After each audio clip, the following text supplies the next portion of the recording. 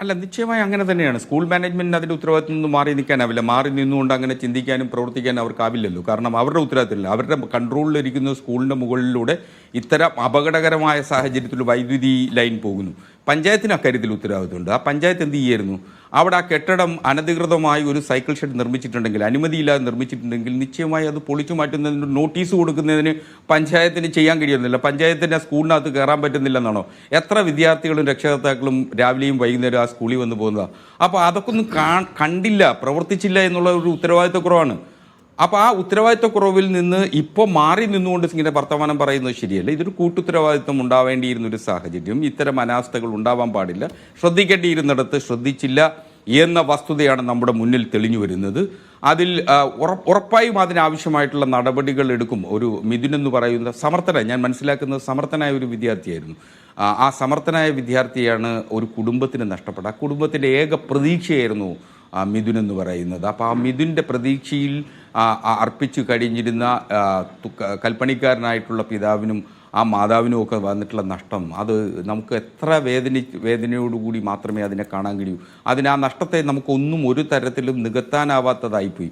അപ്പോൾ അത്തരം വിദ്യാർത്ഥികളെ, ആ സ്കൂളിൽ പഠിക്കുന്ന വിദ്യാർത്ഥികളുടെ മുഴുവൻ ഉത്തരവാദിത്വവും ഏറ്റെടുക്കേണ്ടത് അവിടുത്തെ ഹെഡ് മാഷും അതുപോലെ തന്നെ ആ സ്കൂളിൻ്റെ മാനേജ്മെൻറ്റും തന്നെയാണ്. അതിനെന്താ സംശയം? അപ്പോൾ ആ മാനേജ്മെൻറ്റ് സമയബന്ധിതമായി ഇത്തരത്തിൽ അപകടാവസ്ഥയിലായിരിക്കുന്ന ഇത്തരം ഒരു വൈദ്യുതി ലൈനുണ്ട് എങ്കിൽ, ഇപ്പോൾ കാറ്റും മഴയും മറ്റു വൃക്ഷങ്ങളൊക്കെ മറഞ്ഞു വീടുന്നൊരു ഘട്ടത്തിലാണ്. എന്തായാലും ഭാഗ്യവശാൽ ഇത്തരം ഒരു ദുരന്തം ഇങ്ങനെ വന്ന് നമുക്ക് കണ്ണു തുറക്കേണ്ട സാഹചര്യമുണ്ട്. ഇപ്പോൾ ഞാൻ മനസ്സിലാക്കുന്നത് അവിടുത്തെ ആ വൈദ്യുതി ലൈൻ മാറ്റുന്നതിനാവശ്യമായിട്ടുള്ള നടപടി ഇലക്ട്രിസിറ്റി ബോർഡ് ചെയ്തുകൊണ്ടിരിക്കുന്നു. അതിൻ്റെ തൊഴിലാളികൾ അത്തരം പണികളിലാണ് എന്നുള്ളതാണ്. അപ്പോൾ ഇത്തരം കാര്യം വളരെ നേരത്തെ നമുക്ക് ചെയ്യാമായിരുന്നു. എന്തുകൊണ്ട് ചെയ്തില്ല എന്നുള്ളതാണ്. അതൊരു പക്ഷേ ഇത്തരം ലാഘവ ബുദ്ധിയോടുകൂടി നമ്മുടെ സുരക്ഷിതത്വത്തെ സംബന്ധിച്ച്, നമ്മുടെ സുരക്ഷയെ സംബന്ധിച്ചുള്ള നമ്മുടെ മനോഭാവമാണ്. അതിൽ ആരെയും കുറ്റം പറഞ്ഞിട്ട് കാര്യമില്ല.